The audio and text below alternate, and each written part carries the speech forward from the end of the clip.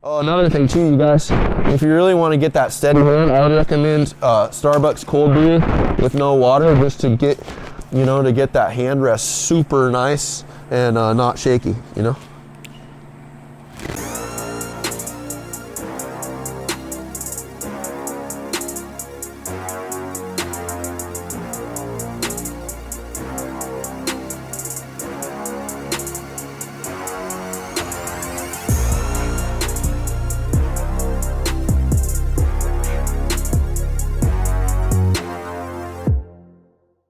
All right, what's up, guys? We're back for Fab Diaries. It's been a while.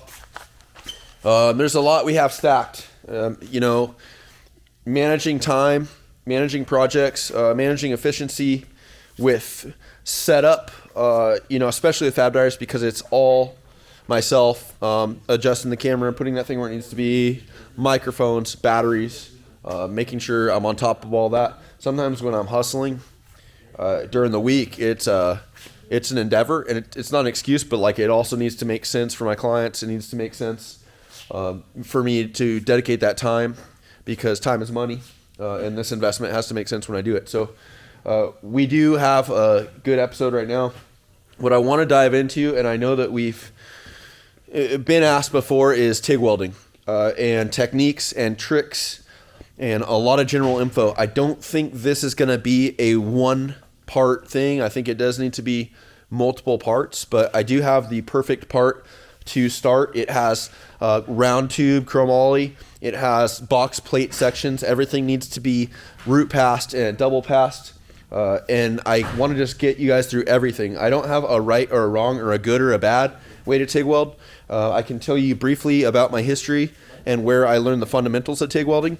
And really, I took those fundamentals and then I skewed the crap out of them and adjusted them to techniques of kind of that off-road type motorsports TIG welding, which is like a lot of kind of cleaner, bigger stacked welding, and obviously incorporating a double pass, which means, just like it sounds, 2 layers of welding on each junction or part. So let's get into it. The part we're going to work on is the new bumper for Eric's F100 named Vivian. Eric wants to enter a few races with her, and we need to have instead of just a clean style radius bumper hugging the grill like we had, we needed to find some kind of a solution where there would be a bolt-on bumper that's more of a pusher or a love tap bumper, and we'll do the same for the back, but the front is what we're going to work on. This will be a table welded item, so it's not going to be much of me or us welding on the car. It's just going to be at the table here, and we're going to get through this thing. This is all 1 3/4 120 wall chromoly, 1/8 inch or 125 chromoly plate. You can see the caps are already kind of root passed on here, but there's a lot that we have to do and cover. I have a notepad as usual because my retarded brain will skip on information that I'd like to share with you guys. But some stuff that's important right off the bat is my history of TIG welding. We're going to break a lot of rules with how I'm going to show you our demo today on TIG welding. And what I want to cover is I started with the fundamentals and the general proper way to TIG weld first before I did what we're going to do today. What does that mean? My stepfather had a business called Hertig Iron or Hertig Incorporated, structural steel. I was in charge of all of the architectural and stainless structural portions. So I didn't really work with a lot of carbon steel, but we did a tremendous amount of aluminum and we did a tremendous amount of stainless work. I learned all of the flux core, dual shield flux core systems, LA certified welder, took all my tests, passed all those, and then I started TIG welding. Rick was my mentor there. Rick, if you watch these, hi, long time no talk. Rick took me under his wing. He taught me all of my TIG welding fundamentals, and Rick is an old school dude. He used to work at San Onofre at the power plant, the boobies off the 5 freeway.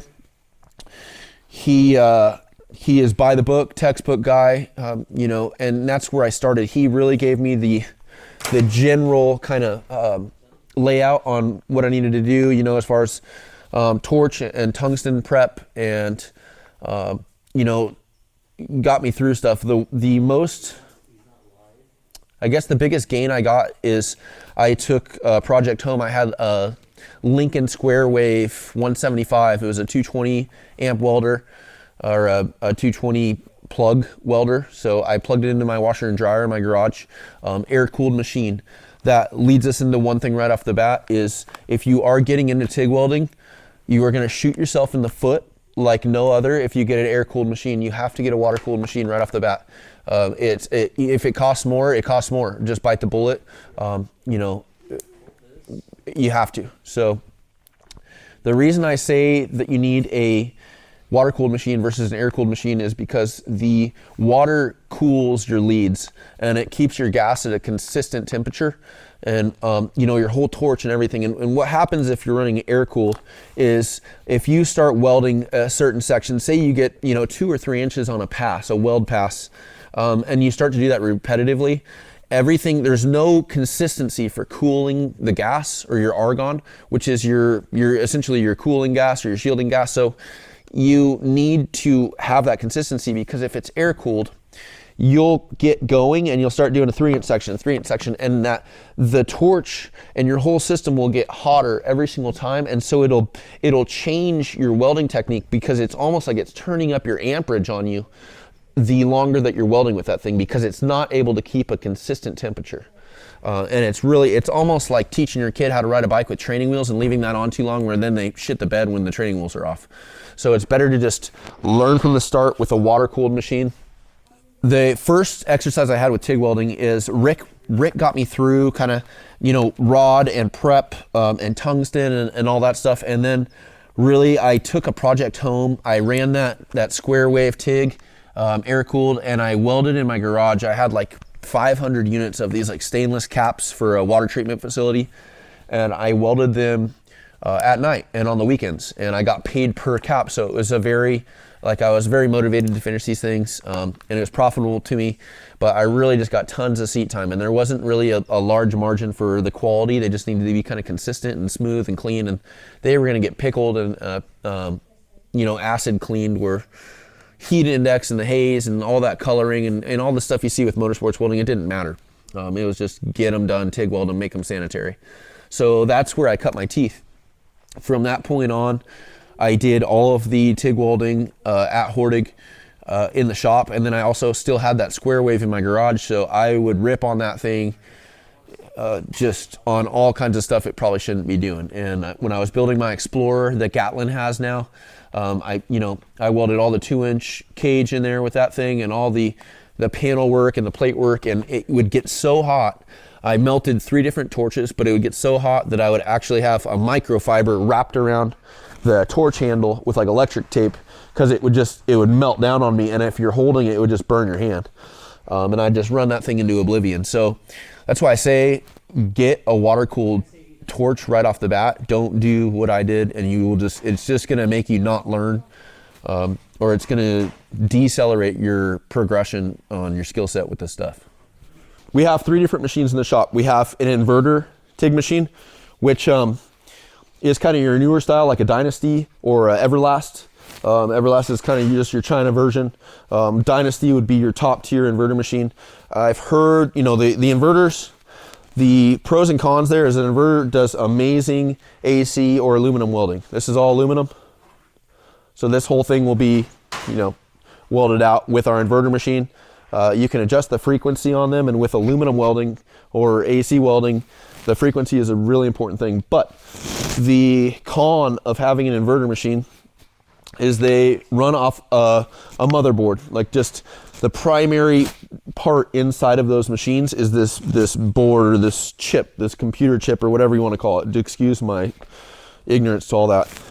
But what happens is when those machines break, it's usually the board. And the board costs nearly the same amount as the machine.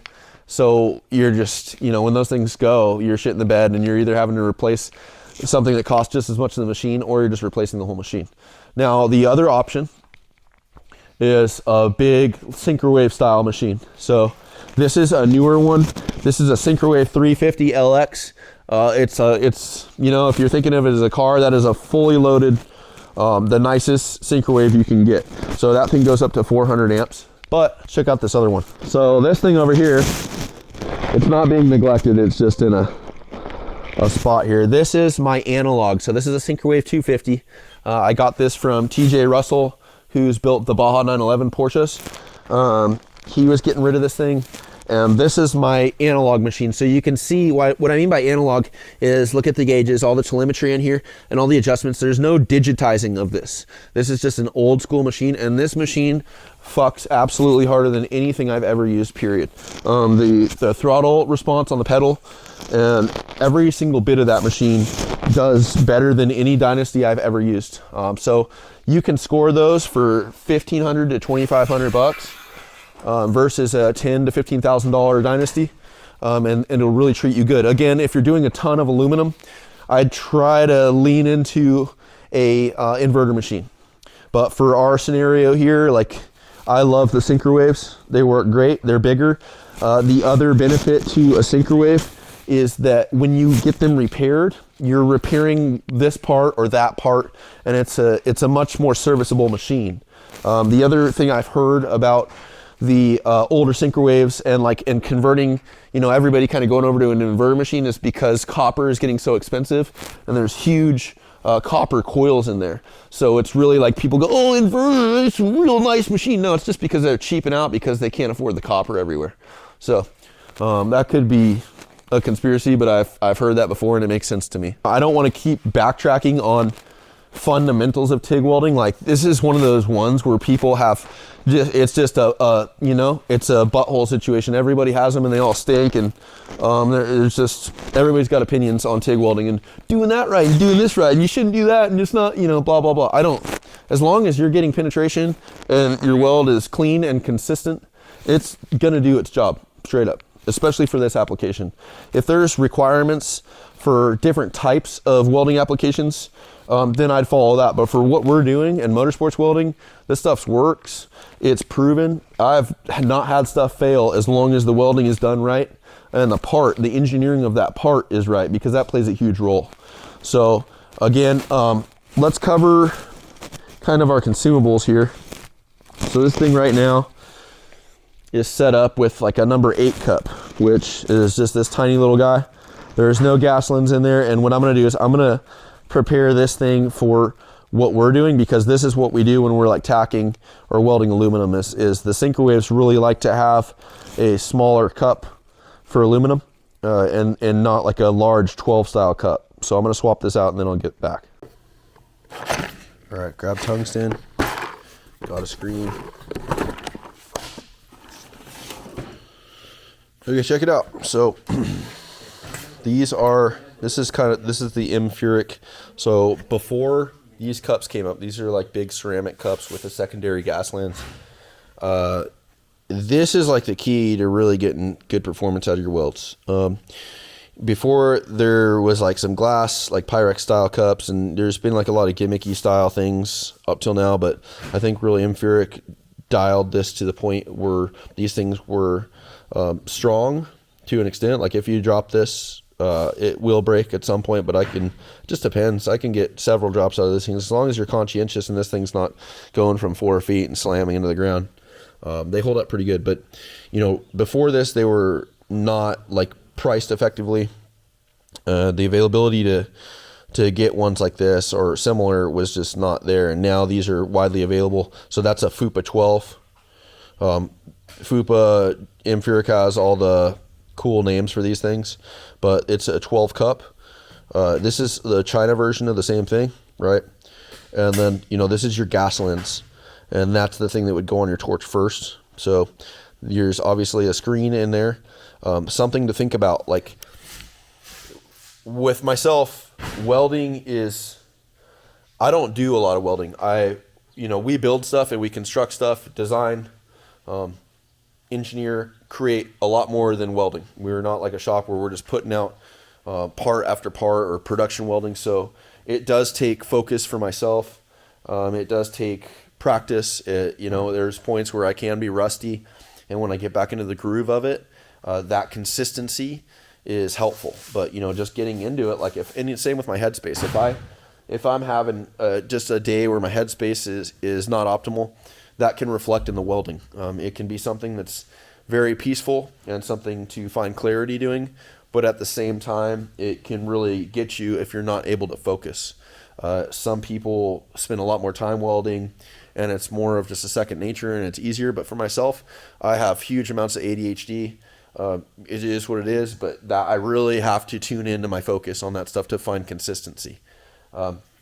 So what I'm getting at with that is sometimes if you just can't figure out what's going on and you feel like you know you've gotten better welds before, or you know that they're foggy or they're hazy, and you know you've done everything in your power to not have them like that, and you know that your technique is good, then you really need to check these lenses, because this gas lens, this primary, and these screens,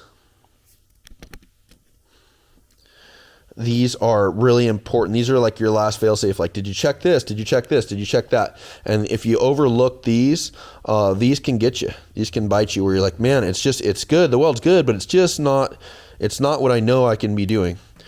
And this is like my last one I check. And every time I swap these, you know, like, cause sometimes even you see that one, like there's discoloration in there, and there's not really like any like pop back pieces in there from like a weld that would pop on you, or an air pocket.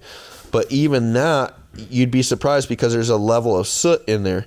And if there's a level of soot on the screen, then that can obviously affect the flow, and you can't even see it.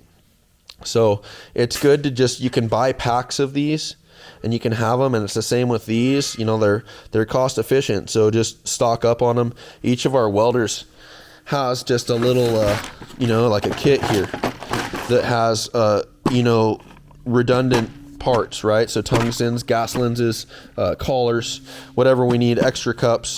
The cups just break when they break. It is what it is. You give your buddies a hard time, and then you put a new one on and move on. So I'm gonna swap over, like I said, from our aluminum setup, and I'm gonna get this guy ready to rip. And then I think what we'll do is we'll go through air tools and any kind of extra tooling required to kind of get through that whole process. Another thing too, screwing this thing on, right? That's your gas lens. Always make sure your handle on the backside is loose all the way.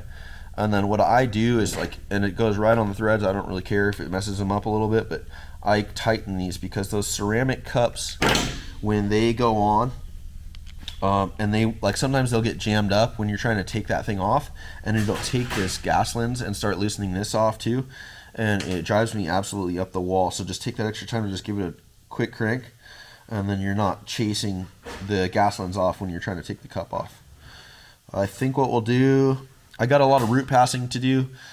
I think with this first session with the root passing, I'm just going to leave the secondary screen in here, whatever condition it's in, because I'm not as concerned about the beautification of this weld as I am just laying heat into it and finding consistency. So I know I gave you guys history and I kind of gave you some basics on this thing, but I think there's plenty of like intermediate and beginner TIG welding videos available to watch. So I'm not going to go through this is the torch, this is the pedal, this is the rod. There's plenty to do there. I think it's better to just I want to get you through the techniques of the welding and how we get that final that you see, versus that. There's plenty of foundation videos. So I'm going to sharpen the tungsten, and then I'm going to get into our tooling.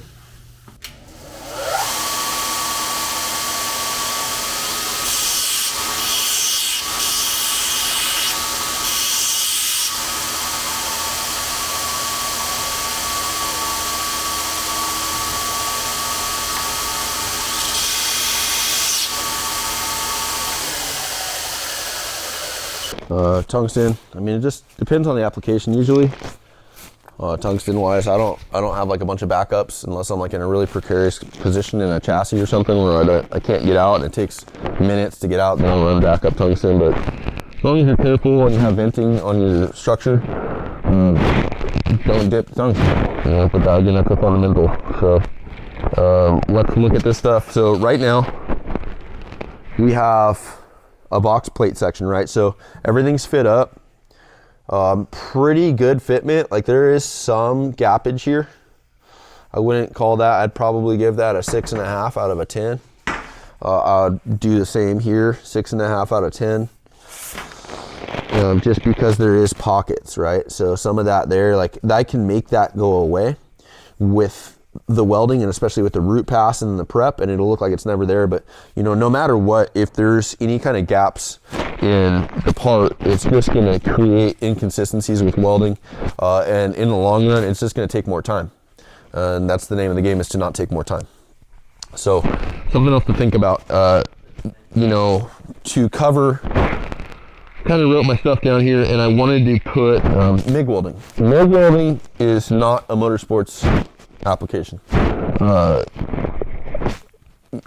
each his own, but you know, as far as if you're building high performance vehicles or vehicles that are going through abusive impact, repetitive impact over and over again, the quality control required for TIG welding and the material preparation and the process of TIG welding and the control and the heat control you get with TIG welding and the penetration control with this process is optimal. So again, the welding thing is so opinionated that take what you need and leave the rest. For what we do, we don't even have a MIG welder. It's just everything needs to be TIG welded. It's rendered the best result, and you know, on top of that, it looks nice and tidy. So that's where we're at.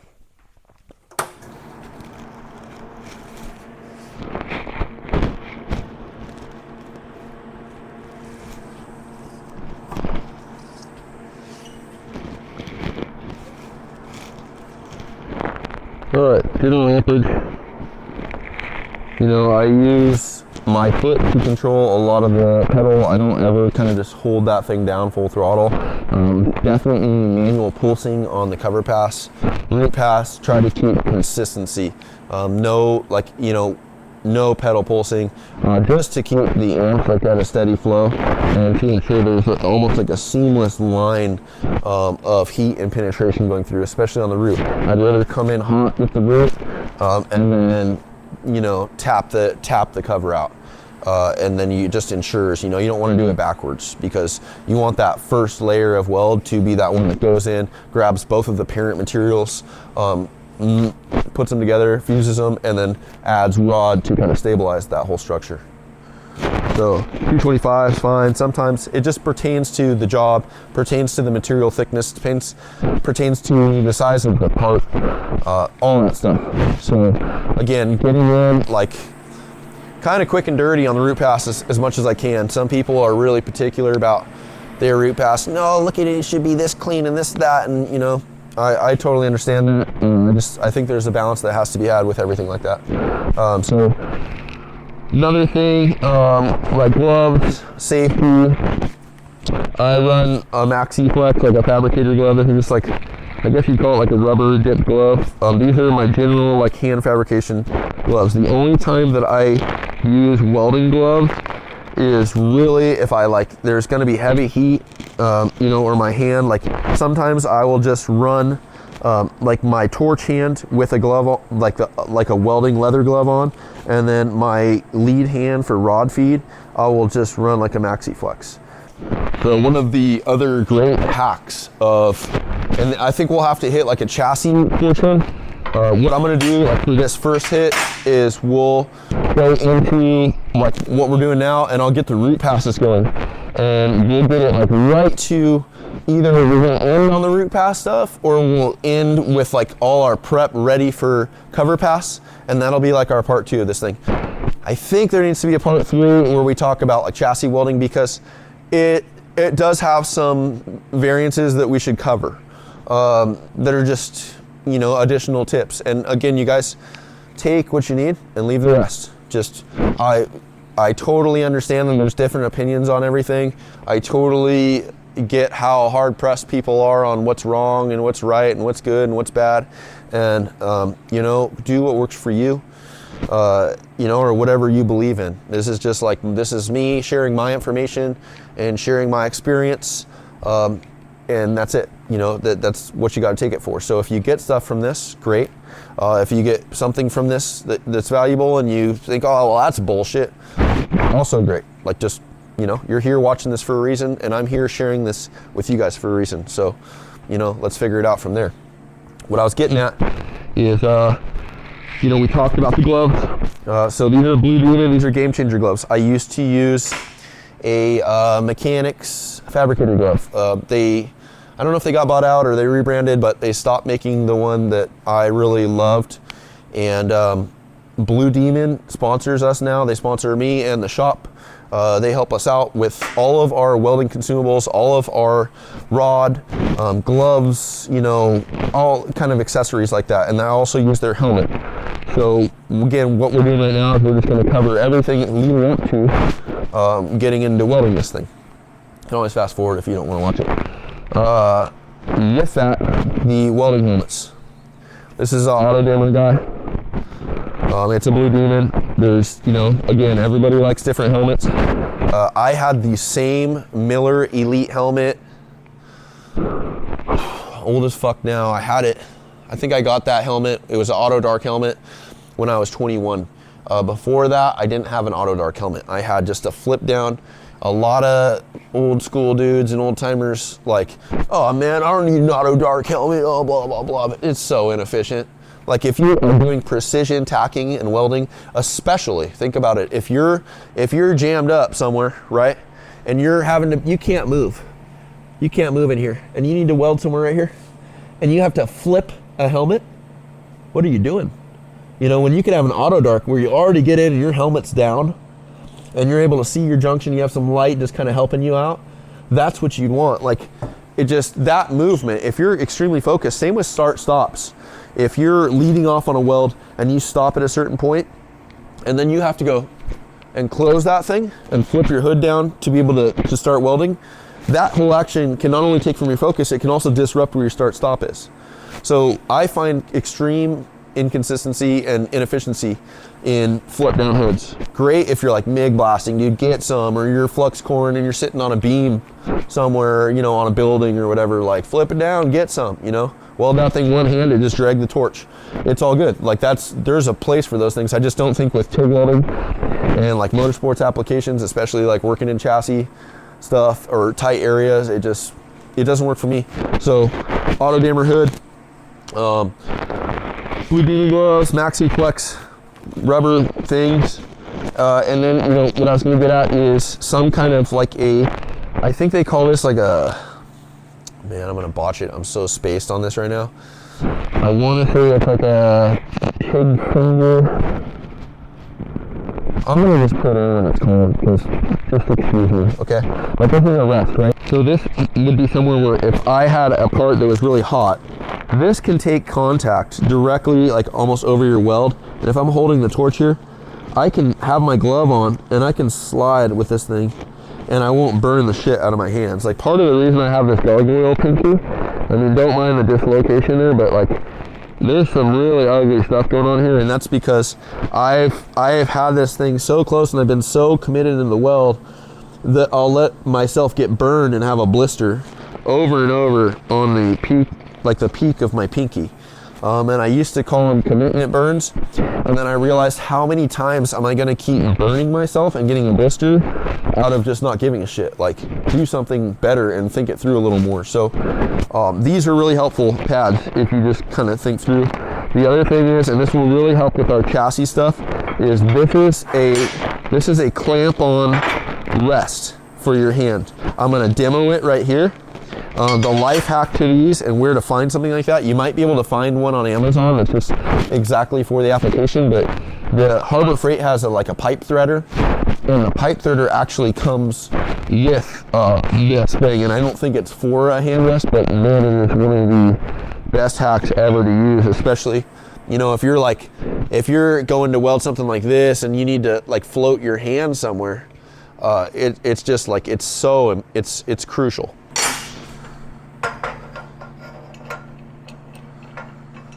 So this thing just chilled,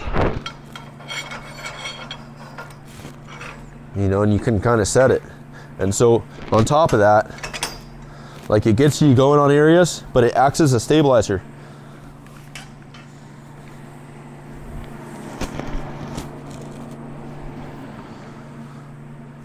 So whatever I'm doing, I can kind of rest my hand here, and it gives me that much more stabilization.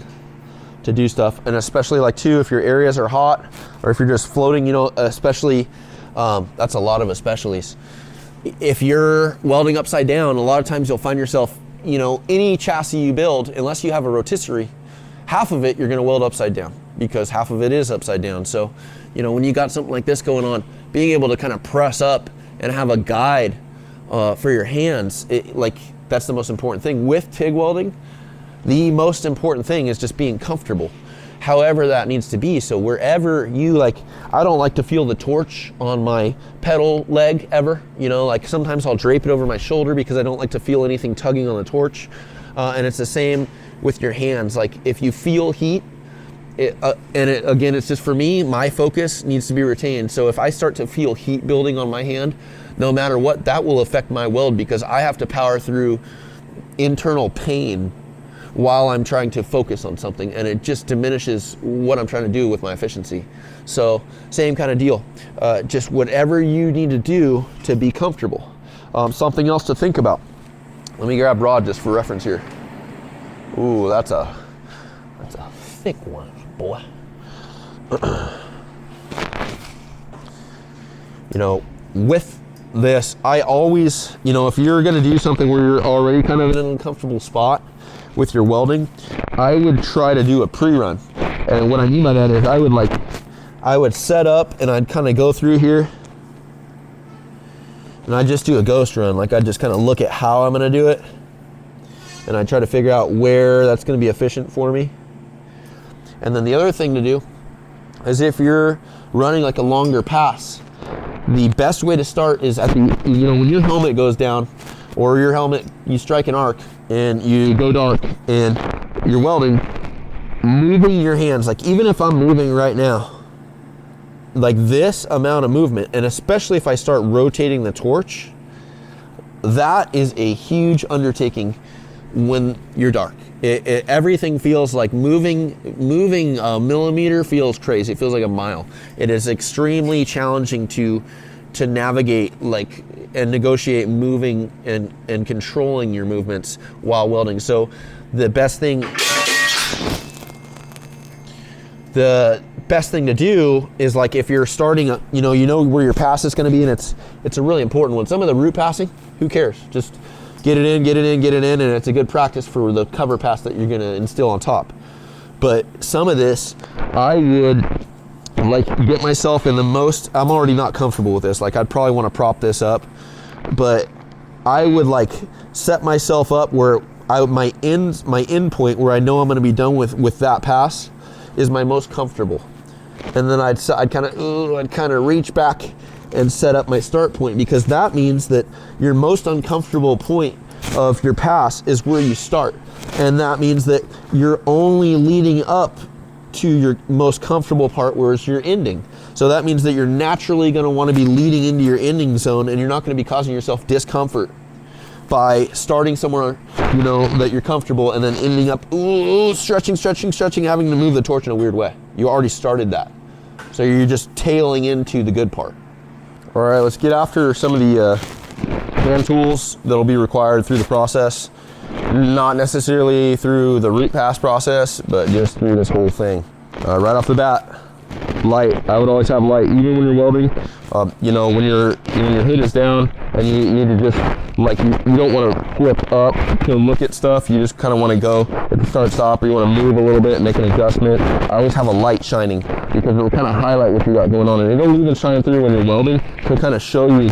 You know, sometimes it's helpful, and it shows you like what direction you're going, especially on straight hits. Like, not so much this, but if there was a plate laying on this tube and you didn't want to be all wobble master and have like that drunk driver weld, you want to be able to see kind of what's coming in front of you. So I always try to rip a light like this. These are a snap-on one. I have maybe 6 of these. They're great and they last a long time. Wire wheel. This is really your crucial thing for cleaning out welds. You can see, like, this is nasty ass dirty stuff.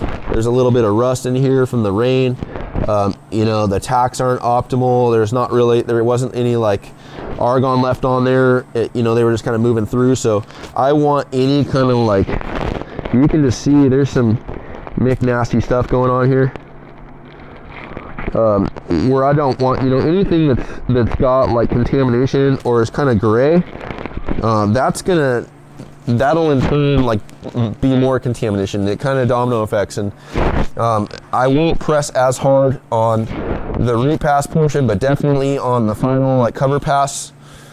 Want to get all that contamination off of there, because what it'll do is it'll draw it to the top of your puddle.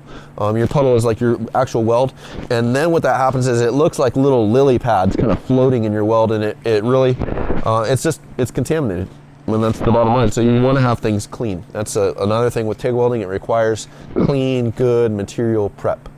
Next, I always have a small drill, and this is just for you know, sharpening tungsten. Anytime that tungsten gets dipped or you lose your tip, sometimes just even welding, it'll just contaminate itself over, you know, the duration of your welding, and you'll kind of see it starts to hook, or it has something on the end and it's not just a perfect point. So pull that thing off, like, just put care into that stuff and you'll get a good end result. You know, if you're just riding a dirty tungsten, then you're going to be riding a dirtier weld, and it just, like I said, it all kind of snowballs like that. So obviously the safety glasses are a drill. And then I do have like kind of a finishing hits here. So you know, in that order, I think you'd have, you know, I have a 3-inch abrasive disc on here, and then I have a 3-inch surface conditioning disc. This is a 60 grit. This is just a maroon. I don't know like what grit, but it's just maroon. Sometimes there's browns and there's grays, but maroon stuff works for me. And then I have a 6-inch dual action orbital sander with a 60 grit pad on there. So that will be for like our plate work, right? I'm gonna, you know, show you guys how we prep our edges where we can. Some might call it cheating, and some might call it just really good prep. So let's get into that. All right, so I'm probably gonna free the table of everything except for our wire wheel. I'll go through a couple areas in particular to get this. I started some of this yesterday, so we'll go over the boogers that I have right now, and then we'll actually get into the juice.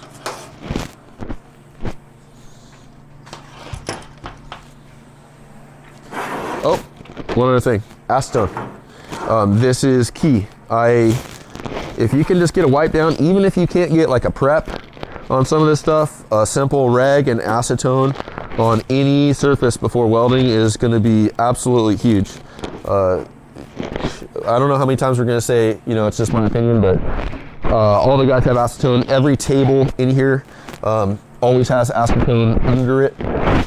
Why I say under it is because there is a chance that this can arc, and this is pretty much essentially just a huge firebomb. And if that thing arcs and it implodes, it'll get you and everything else on fire, and it's going to be a road to recovery. So same thing, if you set the acetone, hey man, I'm cool, I'm not going to have it on the table. Cool, I'm going to put it on the welder.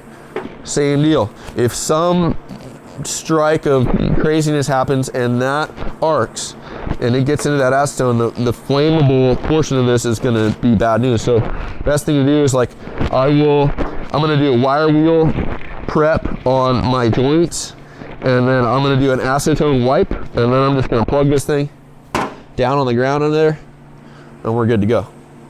So something to note, we have you know, some of this is already root pass. You can see it's just kind of ugly and gray. That's kind of more of a consistent root pass there. And then you can see the caps are welded. So anywhere where there's that like discoloration, before I start, I'm just gonna grab every single surface I can just to clean it. Same thing here, like gapped. You know what that gets? See, there's a ticket up here. When you do stuff like that, you get a ticket to Botch Town. Fortunately, I can make that stuff go away. But anyways, there's there's gray in there. I want that out. You know, just any crevices. Like, that's the thing. The TIG process is a sensitive process to contamination. So I'm gonna get everything with the wire wheel and wipe it down, acetone, and then we'll go from there. Something I'm also careful with is, like, depending on the quality of your wire wheels, you can get face blasted pretty easy with the actual single wire coming off and getting you. I'd always like, worst thing for your hearing and your ears is pneumatic air tools. Like, it's the thing. So I've preached it before in Fab Diary stuff. I run an earbud here, so you know I don't have to, like some people have a Bluetooth like headset, but if you're welding, then how are you gonna fit that bad boy? You know, like I want stuff in my ears all the time to listen to music and cancel out noise. And then I run the secondary ear muff. But these, you know, your wire wheels essentially will spray their wires, and it's just part of the game. Like the shittier ones will spray more, but I always like, if I'm going, I try not to get my face too close, and I try not to get in the trajectory of wherever that stuff's spinning. Okay, pretty good.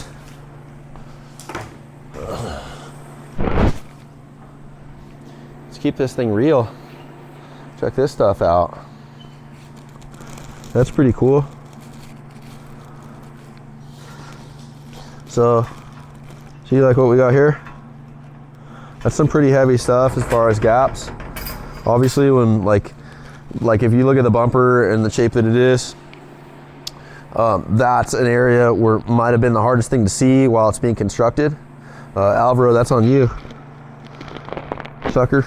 But you know, for MIG welding, again, that's like, you see that with a MIG weld, you're like, dude, I'm gonna get a sick, nice, flush, penetrated hit in there.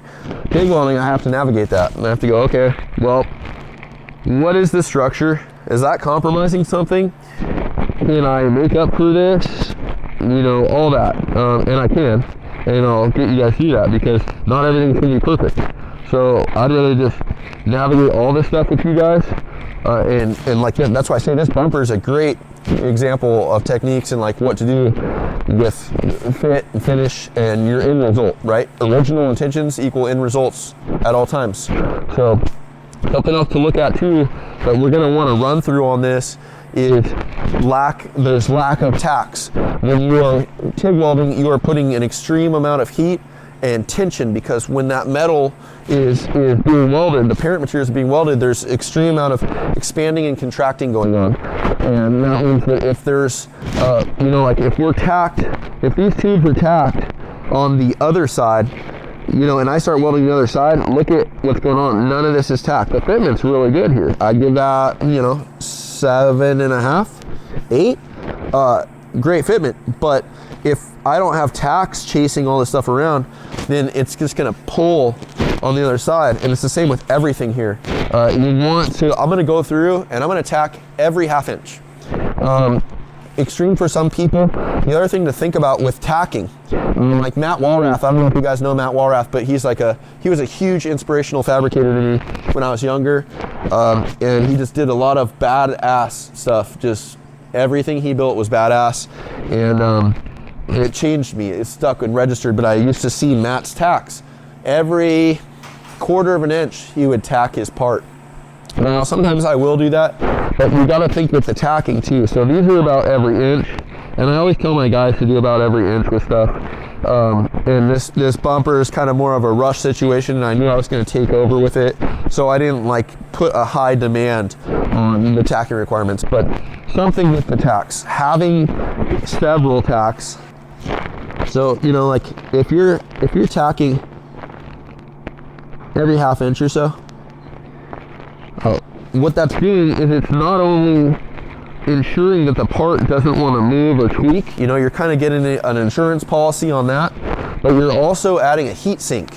So what that means is instead of having, you know, a big space between your tacks, say I had one tack here, and then I had one, you know, on the edge over here or something, that means that when I start ripping through these on both parts of the material, it's going to want to kind of eat away at one part of the material more than the other. Maybe this is an edge and this is the round of the tube, so it's going to want to start walking up onto that tube notch instead of down on here, because there's not consistent heat restraints, because there is a different part. You're welding, you know, a piece of a tube on top of a round part of a tube. So what that multiple tack situation does is it adds a heat sink. It adds a consistency where you can start burning through this, and it's going to be spreading the load or spreading the heat consistently over both parent materials, right? Where then it's gonna track nicely, right? And it's gonna actually disperse the heat consistently. So something else to consider too, and this is just general welding, but you know, like I have this outrigger tube here, right? This tube is gonna get a bunch of welding. There's a miter joint here, and then there's this box portion, and when I weld that box portion, it is gonna pull this tube crazy like this.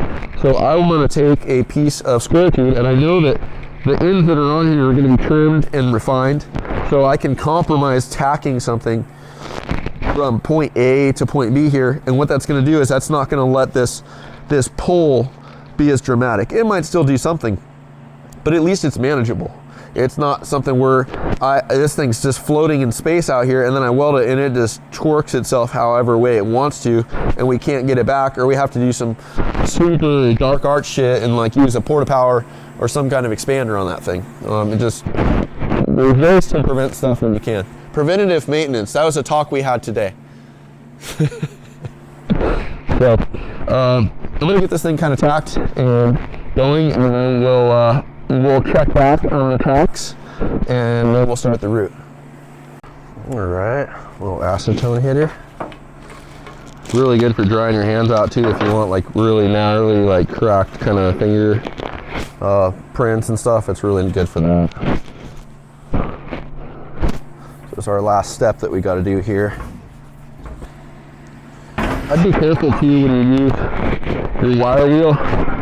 A lot of people will use the same wire wheel for cleaning grime out of something, or you know, like wire wheels can be definitely used and abused in different ways, and I would like either note or keep your wire wheel for your welding as a dedicated welding wire wheel, and I would have that sitting somewhere in a different drawer or whatever, labeled, just so you don't, you know, because you could almost counteract what you're doing, and if you took like a grime hit wire wheel or it's all greasified or something, then you're really just putting contaminant into the weld area instead of getting it out. This thing's probably going to torque pretty hard no matter what, just because there's a lot of welding on it. But that's also why we didn't finalize the mounting locations and the pickup points. There's no threaded bungs in here yet. Same on the car, because that's the last one you get. You know, like I'd rather build the part out if it doesn't have to have like a mounting surface that's super crucial built into it from the start. Like I would just leave it kind of roughed, weld the whole part so it's a solid thing, and then you know that you've maxed out all the movement that can happen when you're welding it. And then you can finalize it, the mounting surfaces or the threaded areas or wherever your bolt pickups are. I'm gonna put on the peasant gloves right now. I have some stitches on my finger here that kind of are upset. There we go. The other thing I didn't cover with you guys is blocks, like helper blocks. I'm gonna grab some right now. I have my favorites. Actually, these are all kind of stock, you know, and what this lets you do, it really establishes your hand placement in your comfort zone. You can stack these, you know, whatever you need to do to make yourself, again, more comfortable is, you know, like whatever you need to do. These are like every time I weld something on the table, I'm like, where are my blocks? Because they live at different tables sometimes, or the guys have to use them for different things, but like that's an absolute necessity for what we're doing. What kind of rod do you use? I use a ER80 SD2. So a lot of people use a ER70. There's some dark art stuff you can do with 312 stainless rod for your cover pass. But I don't really need to do that. I just get away with the ER80. I like how the ER80 burns more than the ER70. Again, you want to geek out on that kind of stuff, I'm not the guy. I just do what works, and that's that. So again, that's all through Blue Demon. This is 1/16 diameter rod. Sometimes on cover passes, if I like, you know, 1/16 is still a lot of rod, and when you're already adding onto it like a layer of weld that's there, I will use a 045, instead of a 1/16 rod. Same thing, ER80 S-2 or a D2, and that's been good results. So I've kind of stayed away from the 70 and we just run 80. The other benefit of the 80 is it is a heat treat rod, so if there is parts that you're working on that are going to be heat treated, that's the rod you're going to want anyways, so win-win. Something to note with the FUPA cup is, you know, angle. What I mean by angle is like your trajectory of, like, the gas comes out of this whole entire cylinder. There's some loud music in my ears right now, hold on. Terror, the band Terror, for whoever's asking. You know, that's all where your gas comes out. It comes out just like imaginary, like a cylinder of gas coming out from the diameter of your cup. So it really, like the FUPA cups, they love to be pretty much 90, like perpendicular with the surface, instead of, like, if you start getting that heavy angle, and sometimes you have to get that heavy angle to get into spots, but really these things like to operate kind of just like a direct overhead, just like they're probing, you know, just going through and hovering. And, you know, gas coverage. I have post flow on for 10 seconds max. Some of the tacking I do not give as much of a shit about, but if you're really trying to get like that optimal hit, you sit there on your post flow for a little bit, let the argon do its job, let it kind of cool things properly, and you'll get a better result. Other things to think about with tacks, I mean, double passing stuff is kind of, you can get away with putting your tacks wherever. But you know, if you're doing a single pass on stuff, you might want to be a little more courteous to the part and figure out where your weld's going to start, where your weld's going to stop, where your weld's going to change direction.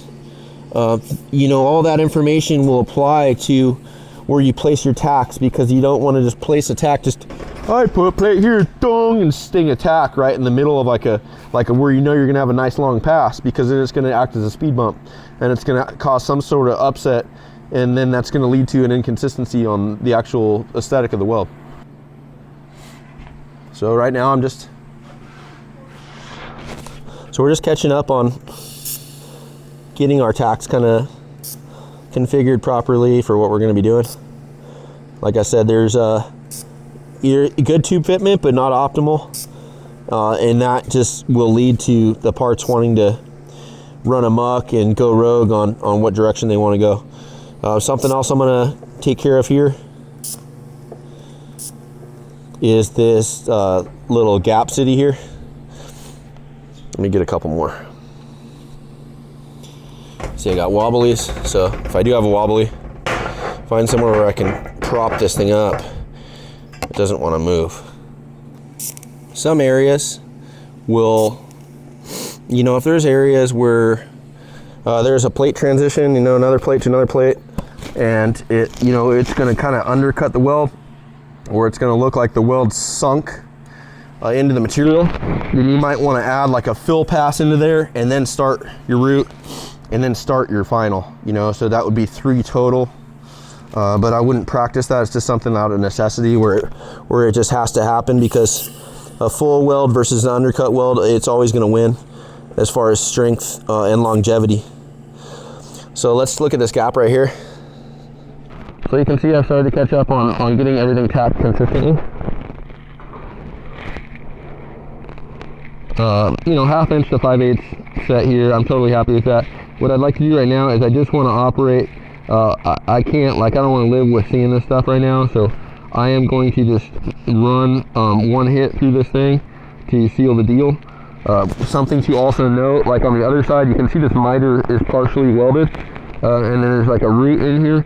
All of my guys, like, no matter what with tube junctions, if you're building something where you know another tube has to go on top and you're not going to be able to access that weld, that part of the seam of the weld, I always have my guys run through and weld everything under first, then add the next tube, and then if you're stabbing another tube into that junction, you know, follow suit the whole time. So there's not like, if you cut the thing apart, there's not like a tube junction where there's all kinds of unfinished shit, or like it's not safe, that doesn't last, that turns your chassis into a consumable chassis. If you are in the event of something where you crash over 100 miles an hour, I mean, do you feel comfortable that you know you left junctions and tube openings unwelded. I wouldn't live with myself like that.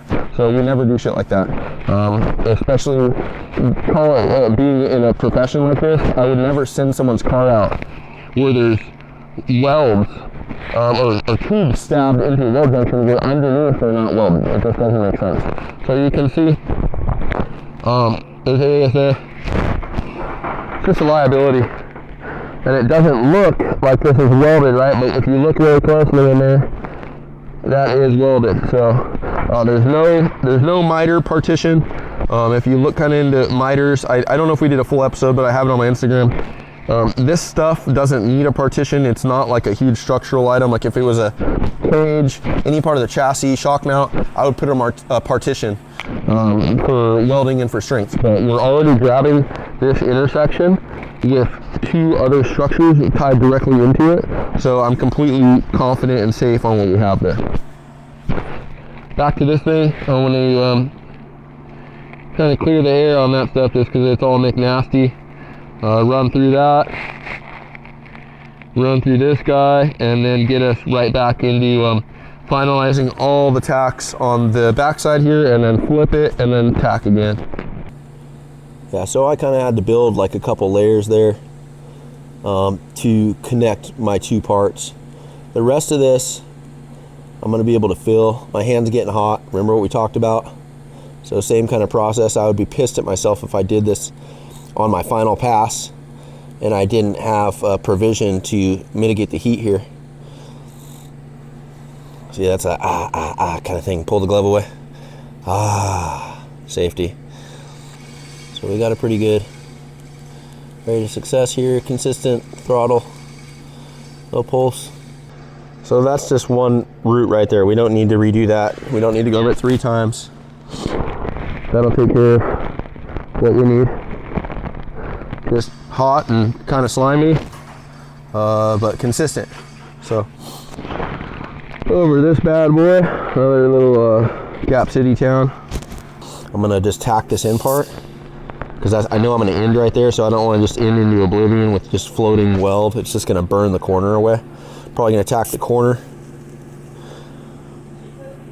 and then I'm gonna start over here, connect the dots, and then, you know, consistent foot pedal and just feed, wire feed, rod feed, whatever.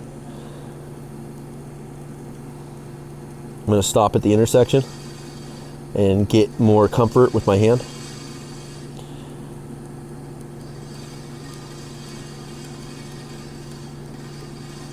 Let the gas cool. Let the gas cool the rod as well so the rod doesn't get contaminated.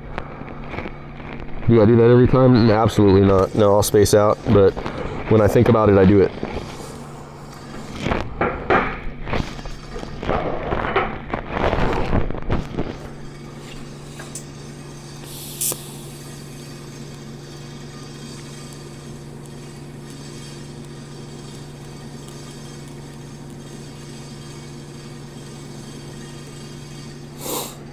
All right. Talk about a blessing. It's pretty nice to have that outside. All right, you guys ready to do some root passing?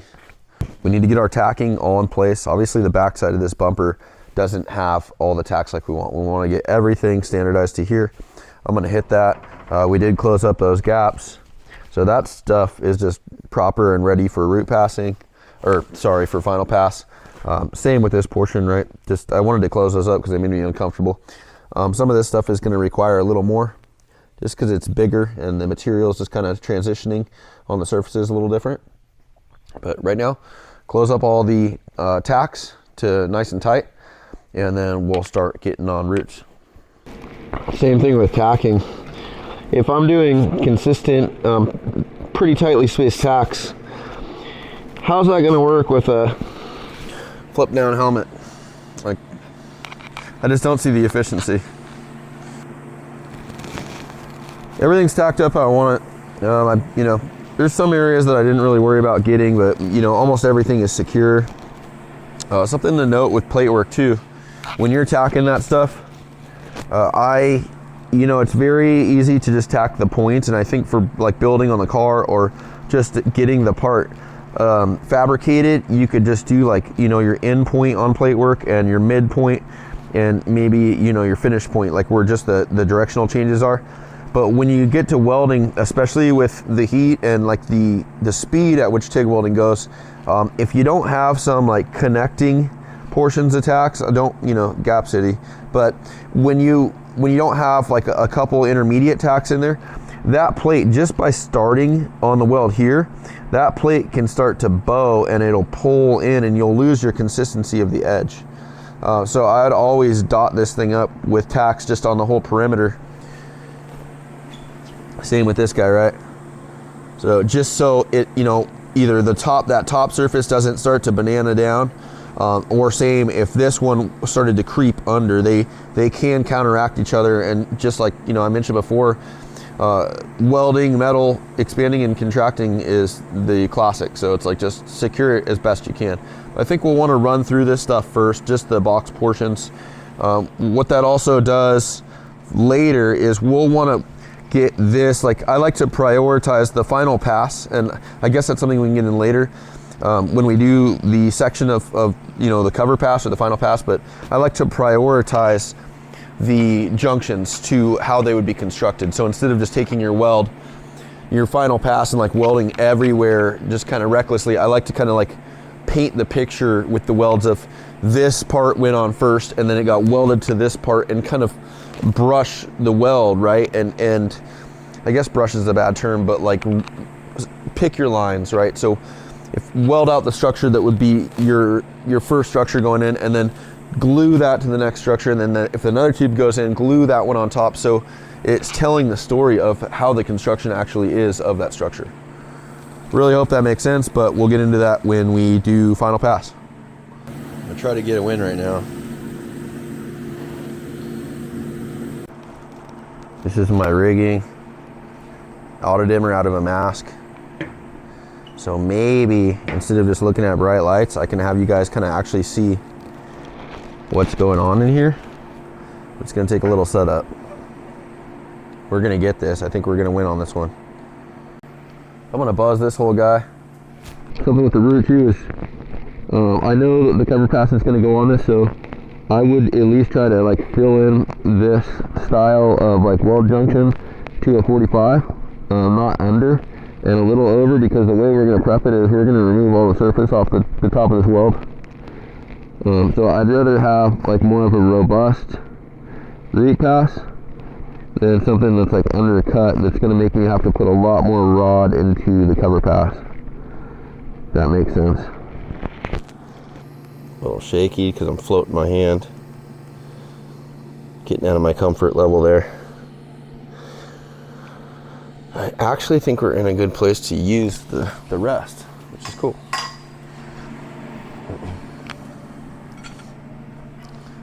Again, if this was me not filming right now, I'd probably rip through this a little quicker, but it's important we kind of touch on everything every step of the way. Here it's a little more opened up, so I'm just kind of taking my time to use each rod input. You know, I put a little greater of an amount in there just to fill whatever we have, and not just kind of drag forward.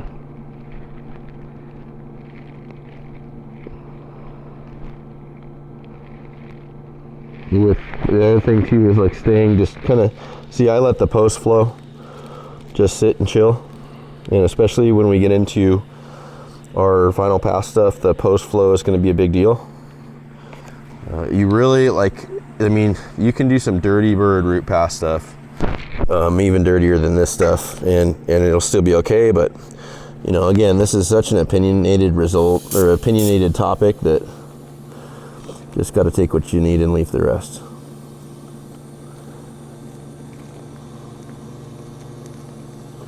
Go as deep as I can into the corner, and I'll pick it up on the other side. Let's finish this thing. Just gonna burn through all this stuff, be done here. Get on to the good stuff, you know what I mean? This is kind of the dirtier work of this.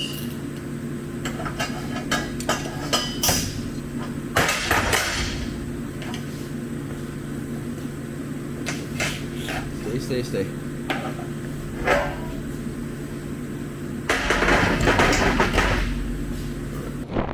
one thing with TIG welding is it's a patience thing. It's to get the real like nice results, it takes time. And a lot of time I'll gauge how much time I actually want to spend on just juicing a result based off of like knowing what I can get out of it. And really, like when I mean result, not even so much the quality of the weld per se, like versus just the color. Like that's the whole thing. It's just letting enough argon cover it for enough of a time and going slow enough, and even with not really so much the root stuff, but more or less the cover pass, where just taking time, like intermittent pulses, you know, moving slower, it's all part of it that renders that like nice color. And sometimes I will talk about that stuff, and sometimes I know that I'm getting just as consistent and nice and strong of a weld, even if it's a little cloudy. So there's a, you know, like I said, there's a lot of people that welding's their life, and that's their thing, and every day they wake up and they weld, and that's what they do. And I totally, you know, there's nothing wrong with that. It's just for us, like I build stuff, welding's just kind of part of this craft and part of what's required to finish these things. So I put time into it when it makes sense. And sometimes I'll weld for weeks, and sometimes I'll weld once a week, or maybe I won't weld at all for weeks. This thing's a little roachy. I'm gonna grab it and make it proper. One of the other nice things about the hoop hookup is you can really let the tungsten hang out, be pretty dramatic. I've done it maybe in 2 1/4 inch of tungsten stick out past the cup.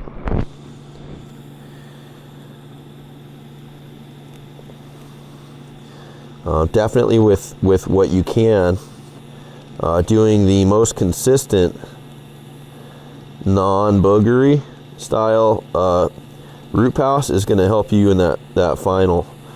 And the other thing you can kind of get is if you're in an uncomfortable situation or you're in an uncomfortable spot, you can just take, like, you can use the root pass as kind of your practice run of how you're actually going to weld it, and then you get a really accurate representation of like what the hand movement's going to feel like, what your comfort level is going to feel like, how you need to be adjusted, all that stuff.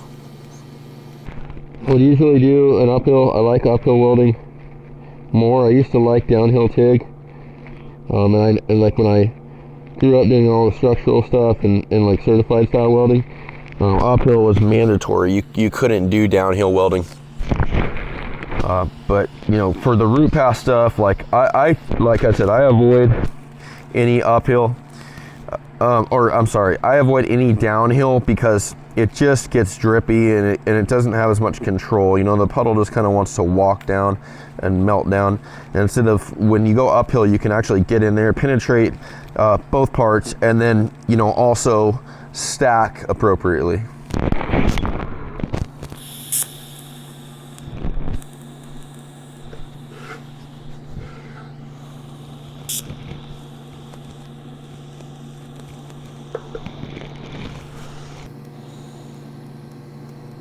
Oh shit.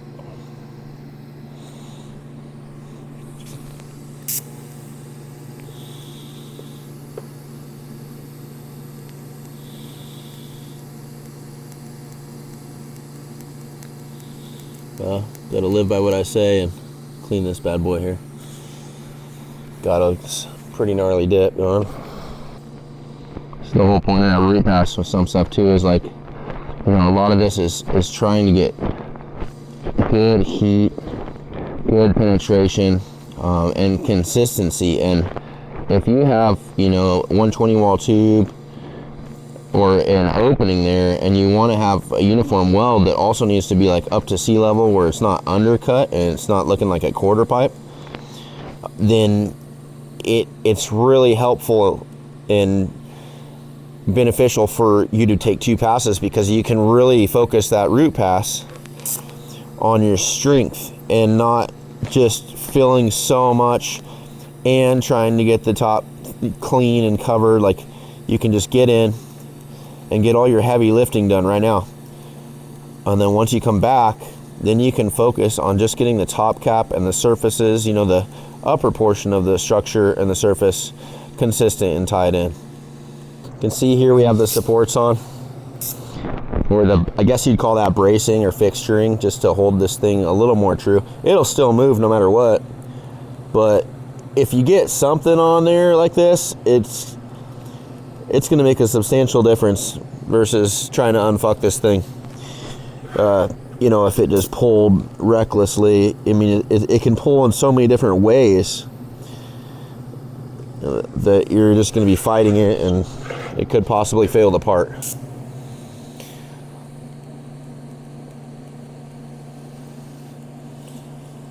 We're just about there on this whole process. I have a couple more sections to do, and then we'll kind of fluff and buff and get this thing all up to standard for the good stuff. Sometimes you'll see me like undo this thing, and it's not that I have it stuck in a tungsten, it's where I stop. The actual filler is a little bit softer because it's hotter, and I have a sharp tungsten, and I'm setting it there so I can rest it and let the thing cool. Sometimes I got to pull it out of its spot, but it's not actually, it hasn't been compromised. Well, we're at our spot here. We got all these McNasty hits. Everything's in, everything's sealed.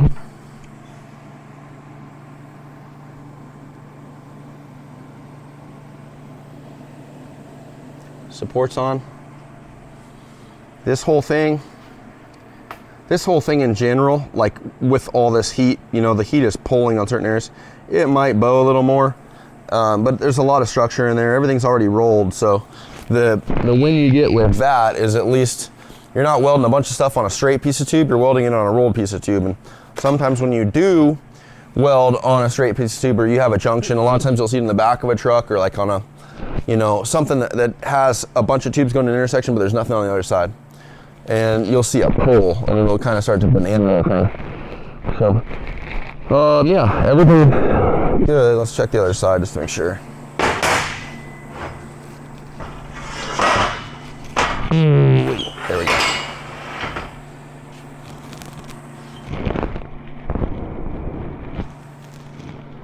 All right, we're in a good spot. So you can see, you know, this is it. I'm not putting time into making the consistency of the beads. I just really, the width, you know, as far as how with the spread of these things is important, and just the consistency, almost like if you had caulking and you kind of smeared it, that's what I'd rather have than some like brop, brop, brop, brop. So everything's full. The all the ends here are kind of crowned, meaning like rounded over and full, so that's going to be perfect for our prep tips on the second pass.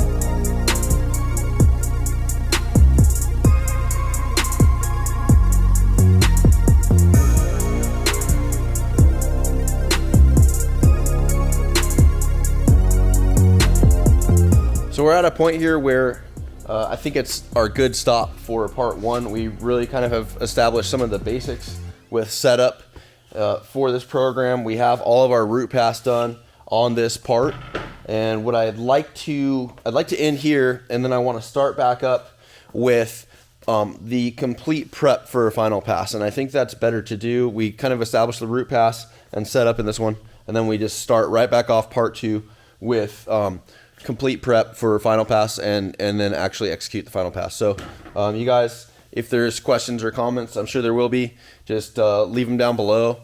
Like, comment, subscribe, and thank you for watching the Fab Diaries. We're going to keep these going. Like I said, I took a little while to pop my cherry back into doing them, but we're good. I think finding some structure with this stuff, you know, like when it's a longer project, it's a little harder to orchestrate the logistics of filming it and producing it, but stuff like this where we're really getting like fundamentals and how-tos, I think we'll get wins here like this. So I hope you enjoyed this one, and I can guarantee the second one is going to be the real icing on the cake for this thing. Kind of makes sense too. Bye.